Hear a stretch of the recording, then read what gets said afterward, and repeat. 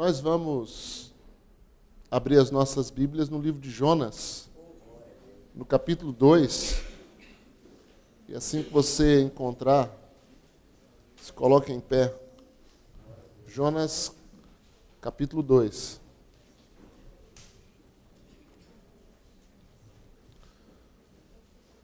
Nós começamos a estudar o livro de Jonas. Vimos o capítulo 1. Vamos entrar hoje, nessa manhã de ceia, no capítulo 2. E é interessante como o capítulo 2 vai se reportar à ceia. Você pensa que não, mas vai. Por quê? Porque Cristo é o mistério de Deus revelado em todas as páginas da Bíblia. E no livro de Jonas não é diferente. Cristo está revelado no livro de Jonas. E Cristo é a nossa ceia, o nosso Cordeiro Pascual.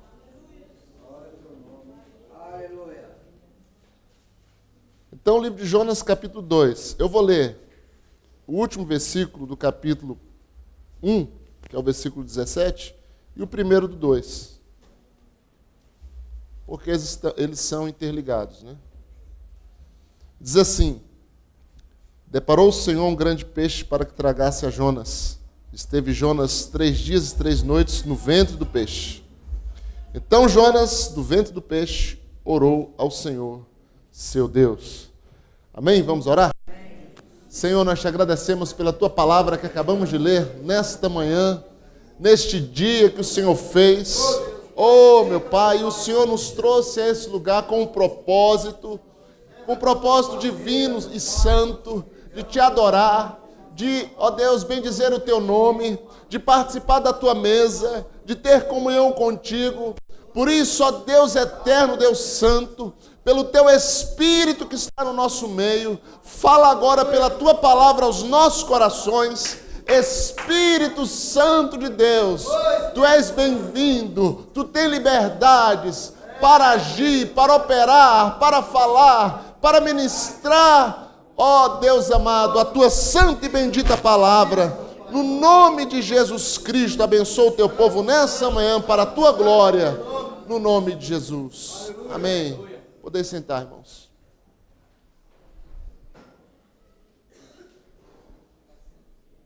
No capítulo 1, nós temos a rebeldia do profeta. No capítulo 2, nós temos o desespero do profeta. O capítulo 1 é extremamente interessante e importante porque nós nos encontramos nesse capítulo. Porque ele vem revelar e mostrar a complexidade da natureza humana. Como a natureza humana é complicada, é difícil, é perversa, é rebelde. E aí nós vemos no capítulo 1 um profeta obstinado, rebelde, que foge da presença de Deus. E essa fuga da presença de Deus, ela é carregada de uma consequência à altura da sua rebeldia. E essa consequência, ela é muito danosa, ela é muito amarga. E ela se inicia, ou ela está inserida, né, melhor dizendo, no capítulo 2 do livro de Jonas. Então, irmãos, o capítulo 2, Jonas está no ventre de um grande peixe. Se você parar aí 1 segundo, 2, 10, 1 minuto, para tentar imaginar que experiência foi essa, eu tenho certeza que você não vai conseguir ter uma definição.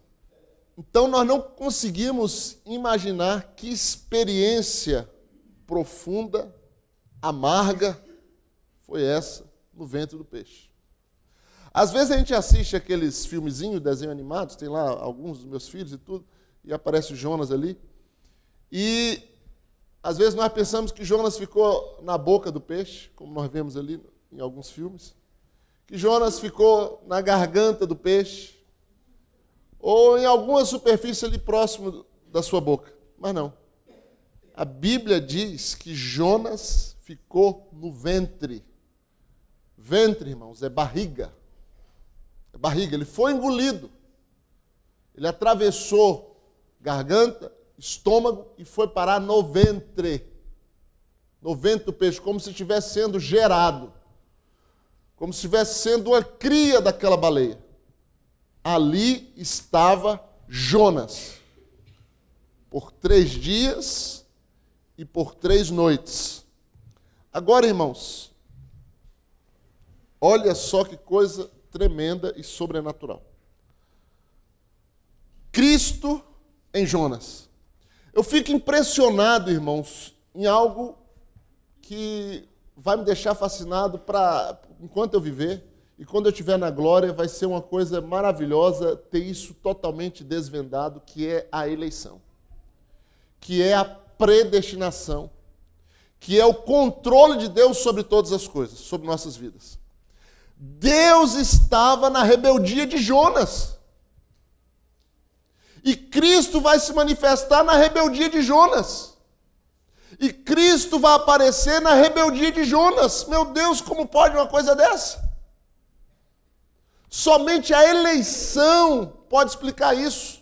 Porque Deus não tem compromisso com o rebelde. Deus abomina a rebeldia. A rebeldia na Bíblia é comparada com o pecado de feitiçaria, como foi a rebeldia de Saul. Deus não está nem um pouco interessado com a nossa rebeldia, e ela tem sérias consequências. No entanto, por Jonas ser um escolhido de Deus, aquela rebeldia estava no programa de Deus. Aquela rebeldia estava no controle de Deus. E quando aquela rebeldia entra em operação na vida de Jonas, Deus também entra. Como é que se explica um troço desse? Ela trouxe aquela tempestade sobre o barco. Aquela tempestade sobre o barco só tinha uma forma de resolver. Eles clamaram a Baal, eles clamaram aos seus deuses, aos seus santos, às suas religiões, e nada resolveu. E eles voltaram para Jonas, porque Jonas foi o centro das atenções ali naquele barco, por não estar clamando a ninguém, e disse para ele: de onde tu vens? Qual é o teu povo? Qual é a tua ocupação? A que Deus tu serve? E ele diz: eu sou hebreu, e sirvo ao Deus que fez os céus e a terra. E eles perguntam para ele: como nós vamos resolver essa situação? Em outras palavras, o que nós devemos fazer para sermos salvos? O que nós devemos fazer para estarmos livres desse desastre eminente, que não tem como fugir dele? Jonas diz: me atire no mar e tudo se resolverá. Aqueles homens, no primeiro momento, resistem àquela ideia de Jonas, mas eles oram ao Senhor.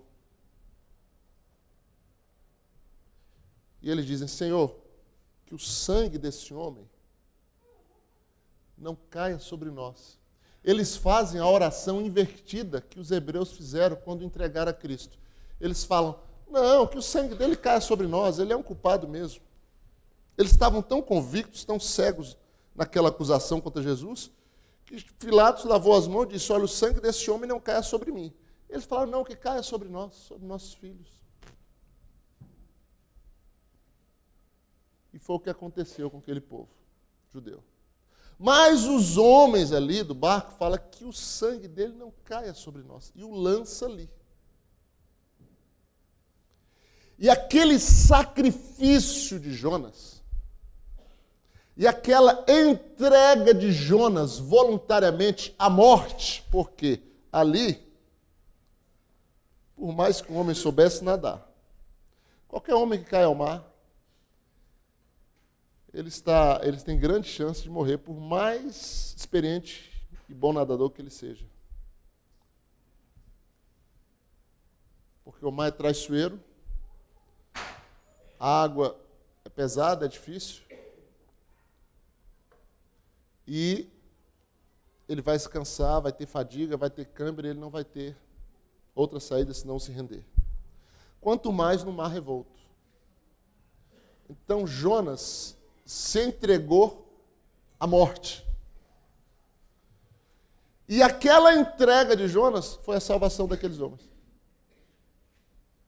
Porque quando Jonas cai, o mar cessa a sua fúria e todos aqueles homens do barco se convertem a Deus, conforme o versículo 16.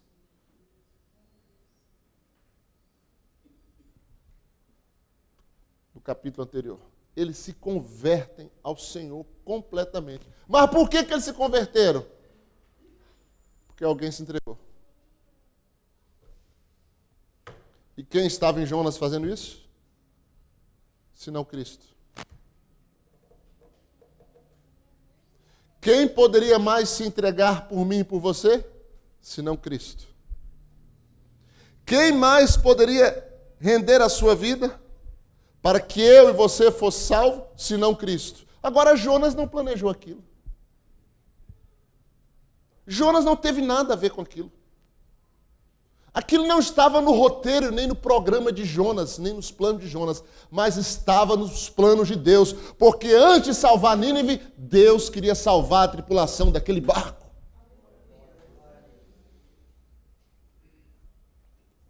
Olha o grande mistério de Deus.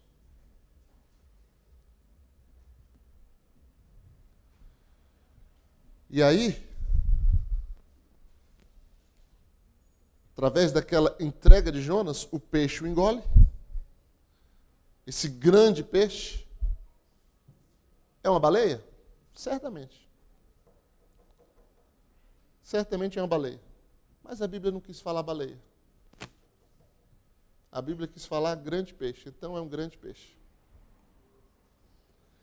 Esse grande peixe engole Jonas. E Jonas fica 3 dias e 3 noites no ventre do peixe. Então, Jesus aparece, Jesus, o Salvador, vem, e em uma das suas pregações, em Mateus 12:10, 12:40, melhor dizendo, ele faz referência a Jonas e se compara a Jonas. E diz, em outras palavras, eu estava em Jonas. Jonas foi um sinal de mim. Mas Jonas, quando foi um sinal, estava em rebeldia. Vai entender um negócio desse? Meu Deus do céu, Deus está no controle de todas as coisas. Dá um glória a Deus. Aleluia. Aleluia. Jonas foi um sinal. E essa geração não terá outro sinal senão o sinal do profeta Jonas. E eles com a boca aberta. Porque assim como Jonas esteve 3 dias e 3 noites no ventre do peixe, assim o Filho do Homem estará 3 dias e 3 noites no coração da terra, no seio da terra. É de arrupiar um negócio desse. Jonas estava ali, 3 dias e 3 noites no ventre do peixe, para mostrar, para revelar figuradamente o que ocorreria com Cristo. E Jonas passou tudo por aquilo para Cristo poder dizer que aquilo que ele passou era para mostrar que o Filho do Homem também passaria no seio da terra. É profundo isso, irmãos. Então, nesse capítulo 2, vai mostrar a oração, o desespero de Jonas. um morto vivo. Quando eu falei para você tentar imaginar o que Jonas viveu, falei em alguns minutos. Mas Jonas esteve no ventre do peixe 3 dias. O que ele comeu?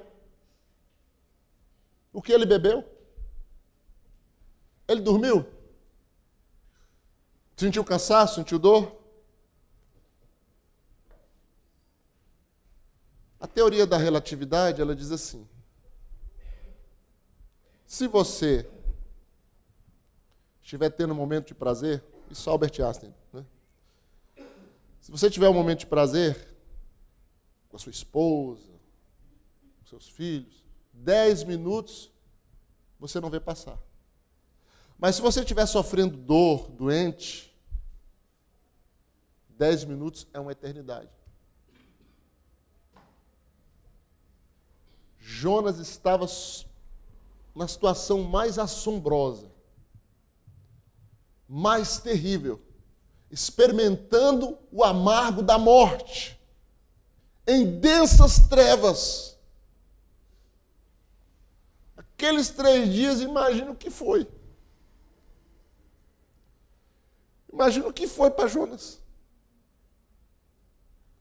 Terrível, indescritível. Esta oração, acho que ela, por mais profunda que ela seja, não tem como aqui, nesse capítulo 2, expressar exatamente o que Jonas viveu.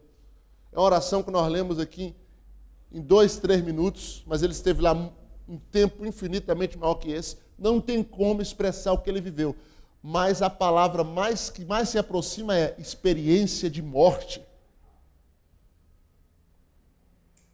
Experiência de morte. E pela oração você vê aonde ele foi, ao nível tão profundo que ele foi.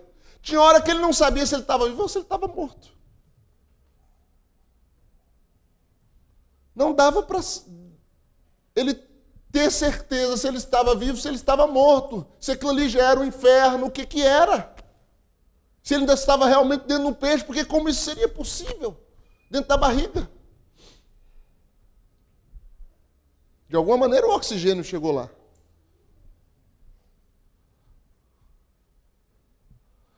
Mas ele estava ali experimentando a amargura da morte, do sofrimento, a amargura de que Cristo experimentou durante aqueles 3 dias.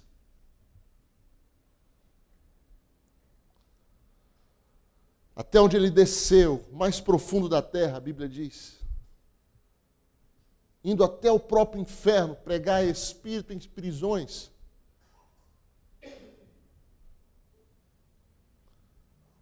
Experimentando essa amargura e essas trevas da morte. E ali, irmãos, naquele desespero, a Bíblia diz: então Jonas, no ventre do peixe, orou ao Senhor, seu Deus, e disse: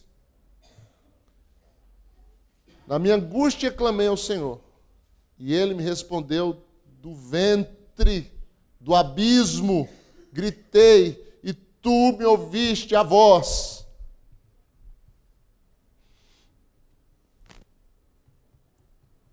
O que fazer numa situação dessa se não orar, né?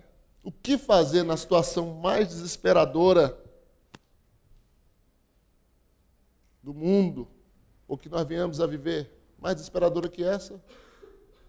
Nenhum ser humano vai viver, um desespero. A gente leva sustos, né? Acidente e coisas tudo, mas uma situação dessa, no meio de vômitos e aquela coisa toda, e aquela treva total, não conseguir enxergar a palma da mão, é uma coisa inexplicável. Então, o que fazer numa situação dessa se não orar?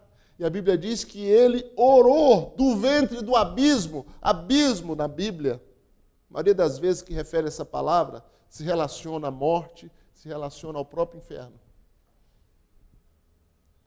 A palavra abismo. E você vai ver na oração de Jonas, ele falando abismo mais de uma vez. Porque era assim que a sua alma estava sentindo. Deus levou Jonas a um profundo quebrantamento. Olha, irmãos, é interessante, o profeta ele precisava passar por uma experiência para que Deus pudesse usá-lo em Nínive. E essa experiência foi uma experiência de um quebrantamento profundíssimo que Jonas passou. E esse quebrantamento ele começa a ser expressado nessa oração, dizendo que ele gritou. Sabe aquela oração que você... Meu Deus, imagina gritar no fundo de uma baleia. Do vento de uma baleia. Você gritar no meio da casa, no meio do... É até bom, você ouve até teu eco. Do fundo do mar, no vento de uma baleia, sem forças, no meio de vômito, a Bíblia diz que ele gritou. Eu gritei.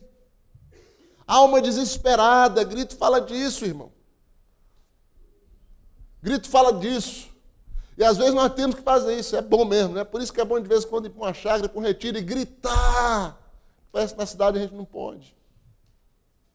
É proibido. Se a gente fala um pouco mais alto, já é tido como doido, mas a gente se grita.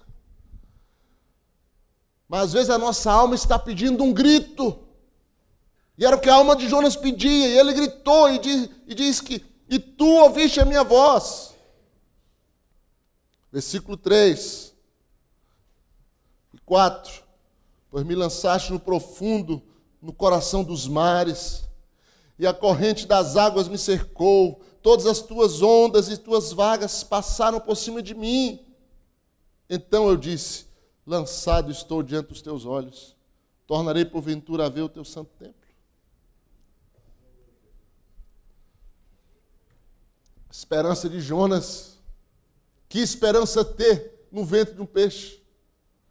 Por mais que ele orasse, ele chegou a pensar, lançados todos os teus olhos. Como eu vou sair daqui? Lançados todos os teus olhos, porventura, eu vou voltar a ver o teu santo templo? Porventura eu vou sair daqui para registrar esse testemunho? Para alguém saber o que eu passei? Mais fácil é isso nunca acontecer. Que desespero, que quebrantamento, irmãos. Oh, Deus, que Deus nos leve a levar esses tipos de experiências de quebrantamentos. Não que eu queira ou que esteja pedindo que Deus venha desesperar a tua vida, não é isso. Mas tem momentos, e é sempre próprio nós termos esses momentos de quebrantamento, de choro, de reconhecimento. Eu estava dizendo lá para a reunião com os homens, a nossa vida é fácil demais, ela é muito confortável. Eu acho que a gente devia chorar até por isso. Já é um motivo para se quebrantar. Porque é muito fácil. Quando que nós estamos arriscando a nossa vida por Cristo? Quanto nós temos desgastado a nossa vida, doado a nossa vida? O pastor Darlon falou aqui, doar a nossa vida. Tudo bem, está certo, mas até que ponto a gente tem feito isso?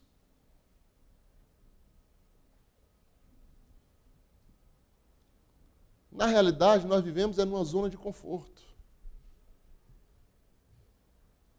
Em casas boas, comendo bem, com a tecnologia facilitando a nossa vida, vestindo bem, vindo para a igreja, voltando para casa. Essa é a nossa vida. Oh, meu Deus, nós precisamos nos quebrantar por causa disso. Nos envergonhar por causa disso. Não vamos esperar que Deus nos leve a uma experiência de quebrantamento, mas que nós mesmos busquemos o quebrantamento. Quebranta o meu coração, Senhor. Quebranta a minha alma, Senhor. Versículo 5, ele mostra essa experiência de morte. Mais uma vez, ele refere-se a abismo. E ele diz, as águas me cercaram até a alma. O abismo me rodeou, a morte me rodeou, o inferno me rodeou, e as águas se enrolaram na minha cabeça.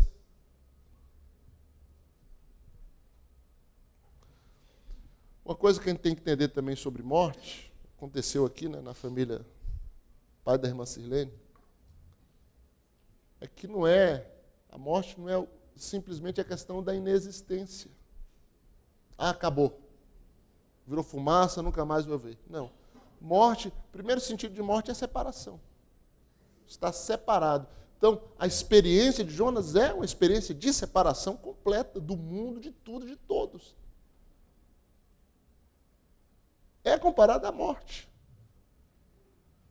Ele está numa sepultura. Lá na frente ele vai dizer isso. Meu Deus, que horror! É o desespero do profeta. Oh Deus, tem hora que a nossa alma tem que nos desesperar por alguma coisa, de alguma maneira. Porque, de certa forma, estamos inseridos na obra de Deus. E muitas vezes somos rebeldes para fazer esta obra. Muitas vezes fazemos a nossa vontade e não a vontade de Deus. Muitas vezes somos igual Jonas ou pior do que Jonas. Então, Deus, quebranta minha alma. Prepara minha alma para que eu possa fazer. No versículo 3 ele vai fazer, mas teve que passar pelo 2, então prepara-me, Senhor. Eu quero esse quebrantamento. Desci até aos fundamentos dos montes, desci até a terra, cujos ferrolhos se correram sobre mim para sempre. Olha só o diagnóstico dele.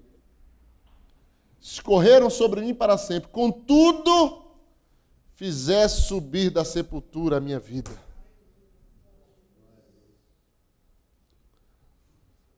Quem sobe da sepultura é quem? É quem está sendo ressuscitado. Então, o sinal de Jonas em relação a Cristo, ele é perfeito em todos os níveis, né? Quando o peixe o vomita na terra, aquilo é uma ressurreição. Porque, gente, o que ele passou, o que ele estava vivendo, era morte. E aí a oração dele vai nos mostrar e vai nos levar a isso. E nesse versículo, quando ele fala, vivi tudo isso, os ferrolhos se correram sobre mim para sempre. A eternidade daqueles 3 dias, né? E ele imaginar que aquilo duraria uma eternidade mesmo. Contudo, fizesse subir da sepultura a minha alma, ó Senhor, meu Deus. Versículo 7. Quando dentro de mim desfalecia minha alma, eu me lembrei do Senhor e subiu a ti a minha oração no teu santo templo. Versículo 8. Os que se entregam à idolatria vã abandonam aquele que lhe é misericordioso. O 9. Mas com a voz do agradecimento eu te oferecerei sacrifício. O que votei, pagarei. Ao Senhor pertence a salvação.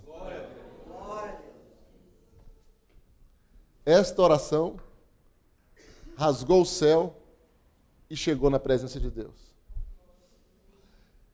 Por mais que Jonas reconheça sua situação, Jonas não reclama dela, não murmura dela, não atribui falta a Deus. Em nenhum momento. Ele reconhece como a situação que ele está, ele se quebranta por causa daquela situação, ele sabe, ele tem consciência que aquilo é fruto do seu próprio pecado, da sua própria rebeldia. E aí ele faz essa oração profunda, revelando o seu desespero, mas também mostrando que Deus, que do Senhor vem a salvação. Pertence à salvação. E aí ele faz um voto com Deus lá no ventre do peixe, pagarei os meus votos, né? Te oferecerei sacrifício com voz de agradecimento. Ele estava com voz de agradecimento lá no fundo do peixe, mas dizendo, eu quero te agradecer. Gente, olha, por mais ser difícil a nossa vida, por mais tribulação que venhamos enfrentar, o verdadeiro crente, o verdadeiro eleito, ele sempre terá motivos para agradecer. Sempre. Ele pode estar no leito de morte, morrendo, tomado por enfermidade, por feridas, mas ele sempre vai ter motivos para agradecer. Glória a Deus. Como Jonas tinha aqui. Aí, irmãos, para a gente encerrar, o Deus que controla todas as coisas, o Deus que estava em Jonas revelando a Cristo, falou ao grande peixe, ordenou ao grande peixe, e o grande peixe vomitou a Jonas na praia. Mais um termo para mostrar que Jonas estava aqui, ó. Junto com aquela comida estragada, não sei mais o que, saiu Jonas aqui dentro. O vômito, ele vem da barriga, né? Ele vem daquilo que já passou, daquilo que foi digerido, processado e mal digerido, por alguma maneira o organismo recusa e aquilo volta. Então, da barriga, Jonas foi vomitado na praia. O peixe nadou até a praia, chegou ali, vomitou Jonas, ressuscitou Jonas ali. Jonas sai daquele peixe e ele volta, o peixe volta e vai embora, aliviado, né? Por ter ficado livre. Agora imagina Jonas levantando ali, tirando aquela lambuzeira, vendo aquele sol, cheirando a peixe mais que tudo. Acho que ele cheirava a peixe mais do que o próprio peixe. E ele só tinha algo em mente, uma direção: ir até Nínive e pregar contra ela. Depois eu fico pensando, essa história se espalhando. Eu creio também, irmãos, uma coisa muito interessante, que a gente vai entrar no próximo, mas a gente já pode adiantar. A razão também de Nínive crer de uma forma tão rápida, porque Nínive creu rápido demais. Acho que nem nós, nem eu, a gente ia crer tão rápido assim. O pessoal creu muito rápido. Mas a razão também foi o sinal de Jonas. Foi o que tinha acabado de acontecer com Jonas. Aquilo foi testemunhado. As pessoas souberam do que ocorreu. Aquele fato ali já foi um grande impacto. E quando receberam aquele profeta que saíra da barriga de um peixe, como é que não vou ouvir um homem desse? Nós temos que ouvi-lo. E eles ouviram e a gente vai ver o que aconteceu com mais profundidade mais à frente. Então, irmãos, aqui no capítulo 2, nós temos esse desespero do profeta, nós temos essa morte, figuradamente, nós temos a morte, o sepultamento e a ressurreição de Jonas. Nós temos ali figuradamente mostrando a morte, o sepultamento e a ressurreição do Senhor Jesus Cristo. Porque assim como Jonas esteve 3 dias e 3 noites no seio de um peixe, no ventre de um peixe, assim o Senhor Jesus esteve 3 dias e 3 noites no seio da terra. E o grande sinal, a sua ressurreição. O grande sinal, Jonas ali na praia. O grande sinal, Cristo ressuscitado. E por que nós estamos aqui nesta manhã? Porque Cristo ressuscitou. E nós cantamos aqui porque Ele vive e nós podemos crer no amanhã. Que Ele vive e ressuscitou. E nós estamos aqui para celebrar a sua morte, o seu sepultamento, mas a sua ressurreição. Através da ceia, que representa esse sacrifício salvador oferecido por nós ali na cruz do Calvário. Amém? Fiquemos de pé, vamos orar.